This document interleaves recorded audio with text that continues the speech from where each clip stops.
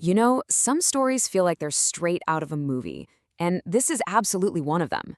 It's the story of how a single scholar, with just one sentence, drew a line in the sand that would go on to save an entire religious tradition from the grip of an empire. But this isn't just about the past.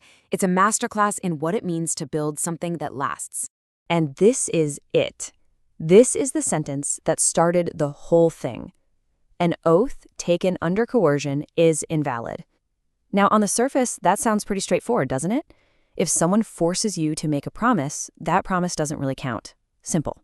But in the world Imam Malik lived in, this idea, well, it was dynamite. And that's the big question for us today. How could 7 pretty simple words pose a threat to an entire empire?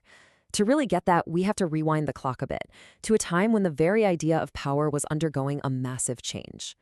Okay, so let's start with this crucial shift, this drift from trust to dominion. In the early days, leadership wasn't about having the biggest army. It was about your character, your moral authority. But that was all about to change. And this breaks it down perfectly. You had this fundamental shift away from amana, which is leadership as a sacred trust, and a move towards mulk, which is all about worldly dominion, political power, and, control. This one change right here sets the stage for the entire conflict. So by the time Imam Malik is on the scene, rulers aren't just looking to religion for guidance anymore. No, they're demanding legitimacy. They needed the religious scholars to basically be a seal of approval for whatever they wanted to do politically. And you can just imagine the pressure cooker they were in. These oaths of allegiance, known as bayah, they weren't exactly voluntary anymore. A ruler decided they wanted your loyalty, you gave it, mostly because you were afraid not to. The state was basically trying to turn religion into its own PR department. Okay, so now that we've set the scene, let's get back to that ruling and the incredible price he paid for it. Because his opinion wasn't some abstract theological point. It was a direct hit on the state's main tool of control. So here's the bombshell, the implication of his ruling. Any oath of loyalty that the state squeezed out of you through fear or force had zero religious meaning. It didn't count. Your conscience was your own. In one fell swoop, he told the empire, "You do not own a person's soul." The state's response, it was swift and it was chilling. This wasn't a debate anymore. It was a threat. The message was crystal clear. You might be a famous scholar, but your body is still well within our reach. And they made good on that threat. He was beaten publicly. But you have to understand, this wasn't just about punishment. This was symbolic violence. It was meant to send a terrifying message to any other scholar who might even think about stepping out of line. And yet, Imam Malik didn't back down. He took the beating and his ruling stood. Now, as courageous as Imam Malik's stand was, it's so important to know he wasn't alone in this. He was part of a much bigger movement, a generation of scholars determined to build a firewall between religious knowledge and state power.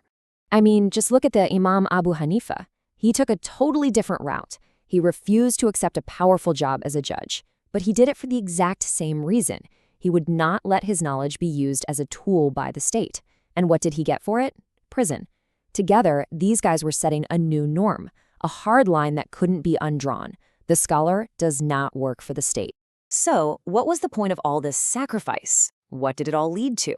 Well, it led to the creation of what you could call an architecture of resilience, a system designed to protect the entire tradition for centuries to come. And this is the foundation they built. It's actually genius. Because these scholars were independent, they could form their own schools of law, completely free from political meddling. The law was now about a rigorous method, not about whatever the current ruler felt like that day. This created a protected chain of knowledge, passed down from teacher to student, accountable to a higher authority than any government. And that right there, that's the great payoff. Because empires rise and fall. Cities get sacked. But because the tradition of Islamic law wasn't changed the fate of any one state, it could survive all of that.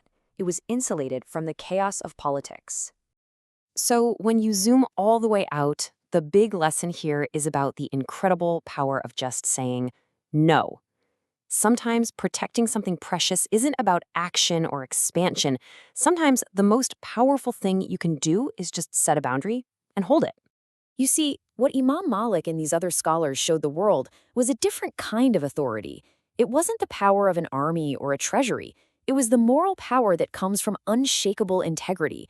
the power to draw a line that even an emperor has to respect. Think about it. He didn't lead a rebellion. He didn't try to rally the masses. He didn't have to. He just drew a line, stated a fundamental truth, and stood still. And in that powerful stillness, he protected the conscience of a civilization. And that kind of brings it all back to us, doesn't it? In our own lives, with all the constant noise and pressure we face from every direction, where are our lines? What are the principles that are so fundamental to who we are that they simply cannot and should not be crossed?